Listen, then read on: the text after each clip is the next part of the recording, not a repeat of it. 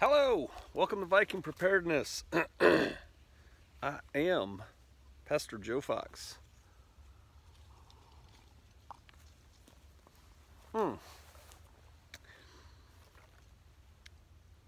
little bit of bird walking, even though I'm not walking. Heard there's this huge cold snap coming, coldest Thanksgiving ever. Live chill map. Saw that on Drudge Report. It's 50 degrees here in the Ozarks, going to the high 50s. So, you know, muy bueno. I want to talk today about, and it's based on a communique I got from Viking Deborah, I think. Deb, as I think of her. And she said basically two things. Why do you live in the Ozarks? And why don't you live in the PNW, the Pacific Northwest? I'm going to address that and probably some other things as they strike me. But first, cue the intro. Now I got to set this down first. Am I hanging on here? Oh, look at that. Before I cue the intro, how cool is that? Where is it? Can you see it? Right there. Just hanging on the fence. Ought to patent that. All right. I was up at High Prairie Acres. I don't have the lid on my coffee thing. It's getting on my stash. I was up at High Prairie Acres and I found something that I'd forgotten I had. Do any of y'all remember this? The Bushman, I think it's called. The Bushman. Man, when these things came out, I think it's by Cold Steel. When these things came out, they were like $12. I should have bought 10 of them. Excuse me. I think I do have another one somewhere. It's just rolled steel. See that? Can you see that? This one's pretty sharp. I've clearly used it for some things. It was designed, you know, you have a handle here and you can mount it on a spear, you know, or mount it on a pole and make a spear. And it has this little hole here to stick a screw into the spear. So, I don't know, something. But for $12, this is a pretty good knife and the steel is decent. I don't know, you know, I'm not one of those guys. I don't know what kind. What I don't like about this knife though, is that if you have your eyes closed, you can't really tell what the edge orientation is. And that reminds me that I do in fact have at least 2 of these, because one of these, what I did, and that's important, you know, if you grab a knife and you want to go fight with it and you start smacking somebody with the flat side of it or the back of it, you know, that's no good, right? You got to know where your edge is. And yes, you could feel up here, but it's complicated. What I did with one of these is I took a piece of wooden chopstick and I laid it right here on the handle in line with the edge, and then I used a white athletic tape like you tape ankles with, and I taped the whole handle up, and that gave it instantaneous. I know where my edge orientation is on this thing. But yeah, these, I don't even know if they sell these anymore or if what, but I thought I would use it in my bushcraft videos.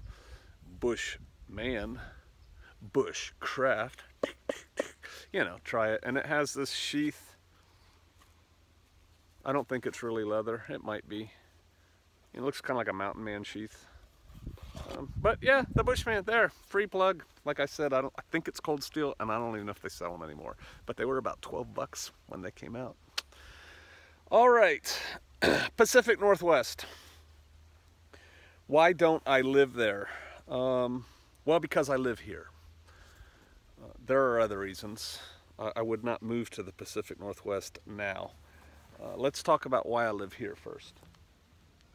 But I'm feeling a bit parched. Have you all seen The Quiet Man with John Wayne? It's a black and white movie. Excellent. All right. I've told this story before, but I'll tell it quickly again. My wife and I decided when I was a young captain in the Army, Special Forces, that we were going to retire in a rural area. That was our plan. And retirement wasn't for at least, 15 years away at that point. And but we had determined then that we wanted, when we retired, to retire in a rural area. And so the first thing we did, I was stationed at Fort Lewis, now called Joint Base Lewis McChord at the time.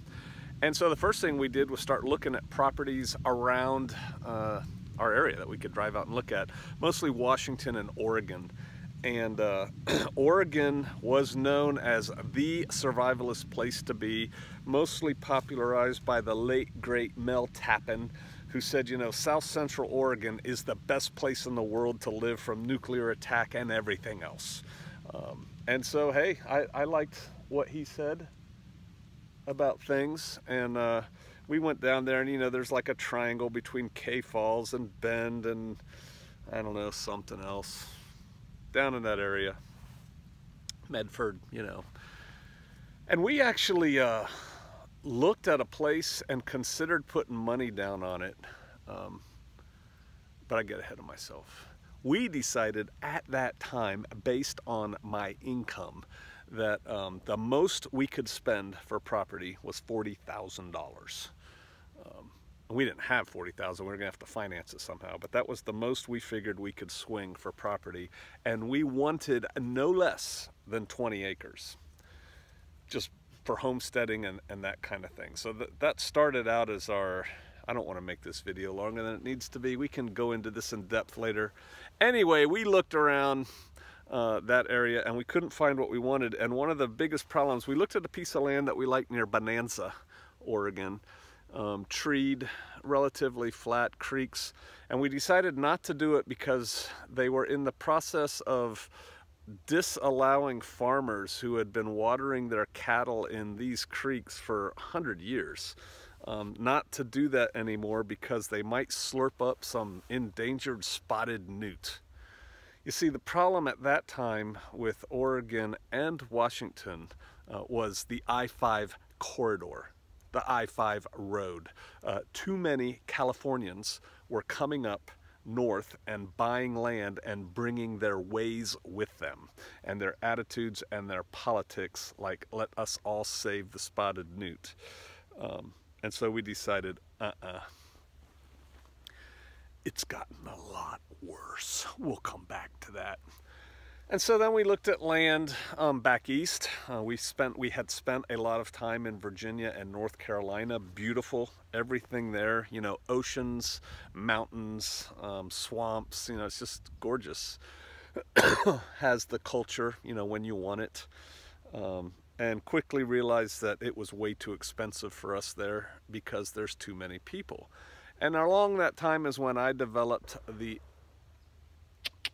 one deer down. The idea, the attitude that there's too many people east of the Mississippi. With those people comes rules and regulations, and I don't want to be told what to do. And it's also more expensive for the most part out there. And then we ruled out the desert because there's no water there.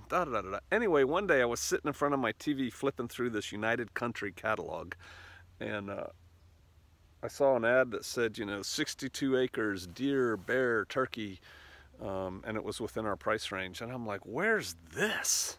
And it turned out it was in the Ozarks. And so that started research, and yep, we ended up buying land here in the Ozarks. So why did I come here? I'd love to tell you it's because I was this uber survivalist thinking guy. And I just knew this was the place to be, and I'm gonna go there. No, it's because it was affordable and it's the kind of land we wanted. I believe the Father, God, had a hand in us coming here. I have come to believe, and it's, believe me, I've analyzed myself. Is it just because you're there that you're saying this? No. I have come to believe that this is a place that the Father is gathering his people, the Ozarks. There's a lot of good reasons, and I've talked about them ad nauseum to be in the Ozarks. Yeah.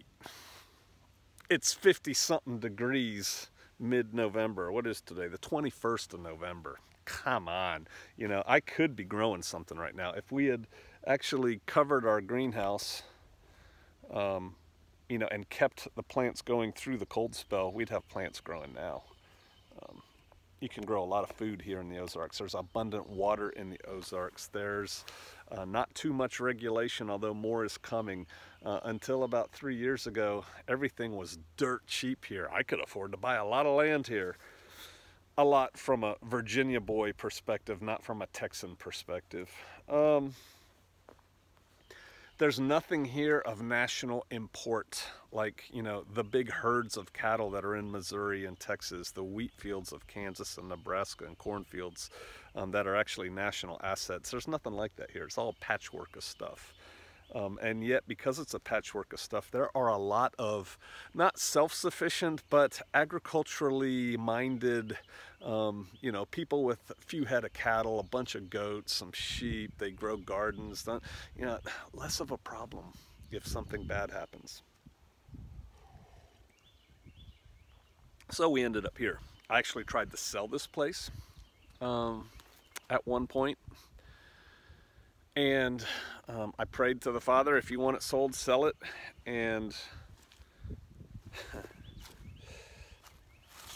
guess I'm not going to tell you all the details, but the guy who I went to sell it through said, all right, well, we got to go look at it, because I wasn't here. We got to go look at it, and I'll come back to you with a price. And I said, okay. And he came back and he gave me a figure. 3 numbers. And I'm thinking, what? Now, he's not talking that much an acre, because that's only twice what I paid an acre, and I know it's gone up more than that. And then he goes, no, that many thousand. And I'm like, oh, really? I can't afford to buy my own place. That was then. And he goes, and he thought I was mad because I went, what? And I repeated the number to him, because I had told him I wanted to sell it in 6 months. And he had told me when I said that, we're going to have to price it low. And so when I repeated the number back to him, he goes, now, Mr. Fox, you said you wanted to sell this place in 6 months, and so we had to price it low. So price to sell, this place sat here with not one person putting a bid on it. And that's when I decided, okay, the Father wants us to stay here. So see, his hand was in why we're here. And yeah, no, I could not afford to buy this place now. Not even close. That's because property goes up. The I-49, is it 49? I get out there so much. Corridor, Bella Vista, Bentonville, Rogers, Springdale, Fayetteville, 3rd fastest growing region in the country. It's centered there, but they're spreading out into the Ozarks, buying more land, paying higher prices for it. So yeah, prices are going up here. So that's why we're here in a nutshell. Why am I not in the Pacific Northwest? Well, because we're here, number one. But when I retired from the military, back in the early 2000s, you know, that's a life-changing moment. And so it's always, whenever you hit one of those gates in your life, you should take the time to evaluate all of your options. We own this land then, but there's nothing done to it at that point. It was just woods on the side of a mountain. And it was paid for, but it's like, hey, we could sell it. This was before I tried to sell it. We could sell it and go anywhere else we wanted. And one of the things we looked at was going back to the Pacific Northwest. What do I like about the Pacific Northwest? It's gorgeous. It's just gorgeous. It's I've been all over the world. It's one of the prettiest places I've ever been. Snow-capped mountains all year round, kind of like Switzerland. Deep, deep forests with Bigfoot. You've got the ocean right there with all the ocean food, you know, that comes out of it, and Fukushima radiation. The weather is, you know, on the Cascades divide Oregon and Washington greatly. Dry on the east side, I guess as you're looking at it this way, wet on the west side for the most part. But you believe it, you get used to the wet. You really do. It's just, it becomes not a thing. We had a garden there one time. We had 4 raised beds in Washington State up around Tacoma area out in the boonies with 4 raised beds that were 8 by 8. So there were, in each bed were 4 4 by 4 beds. we did the square foot gardening method in those beds. We grew so much food there. Oh, we had blueberry bushes planted where people plant flowers around their house. I mean, we just produced so much food. Paul Gauchi, back to Eden Garden, he's up in that area. And so, yeah, you can produce a lot of food there. Water is not a problem. You know, just catch your water, and you don't have to worry about water as far as drinking, bathing, feeding critters, gardening, that kind of thing. Close to the ocean, close to the mountains, so all that's good. Here's the problem. California ruined it. You just can't live there anymore. They are so liberal. It's disgusting. The rules they pass, the things they're doing. And you know, at the time, Washington State was one of the first states to come on board and give people concealed carry permits. I got one there. They're just getting so darn liberal. It's terrible. And the I-5 corridor, which, you know, goes up the west side, there are too many people. Oh, it's terrible how many people are there. So there's that. Also, huge nuclear targets. You know, the sub base is up there, Joint Base Lewis McChord, 1st Special Forces Group, Ranger Battalion. That's all there. Portland, huge port, important strategic port is there. Boeing, Microsoft, huge targets all up and down there. And the problem with those targets is boom, boom, boom, boom, boom, or here, boom, boom, boom, boom, boom. You hit them, the fallout goes to the east. You know, no bueno.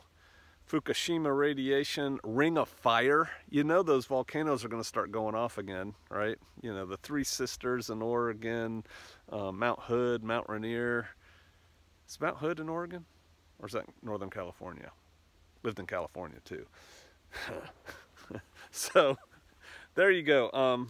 I have a good friend who lives out there, and I keep trying to get him to move. One, I would love him to be my neighbor because I like him as a friend a lot. But man, I would rather he move to Montana or Minnesota or something just to get away from where he is, because I worry about you, brother. Better a year too early than a second too late.